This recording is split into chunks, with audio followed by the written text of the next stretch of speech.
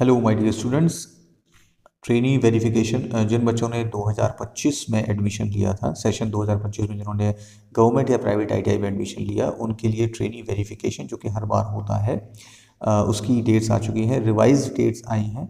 और उसके हिसाब से आपको जो है 28 जनवरी से लेके लगभग 80 दिन का समय दिया गया है। 24 अप्रैल 2026 तक अपना ट्रेनी वेरिफिकेशन कराना है। और इस बार क्या है, रिकमेंडेशन ये है कि हमारा आईडी भी स्टूडेंट्स की यानी कि ट्रेनीज़ की होनी चाहिए। हालांकि ये ज़रूरी है क्रेडिट बेस्ड और एनएसक्यूएफ अलाइंड प्रोग्राम्स के लिए। मतलब यह है कि अगर आप क्रेडिट बेस्ड या फिर एनएसक्यूएफ अलाइंड प्रोग्राम्स में पार्टिसिपेट नहीं करना चाहते हैं तो फिर ट्रेनी वेरिफिकेशन कोई ज़रूरी नहीं है कि आप आधार बेस्ड वेरिफिकेशन कराएं या फिर अपार आईडी जनरेट करवाएं।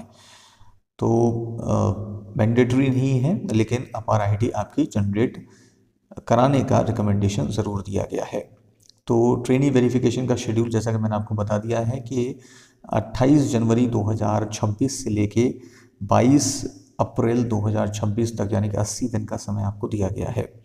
और ट्रेनी का वेरिफिकेशन जो है वो आपको आईटीआई में ही जाकर कराना होगा, ये आप खुद नहीं कर सकते हैं SIDH पोर्टल से।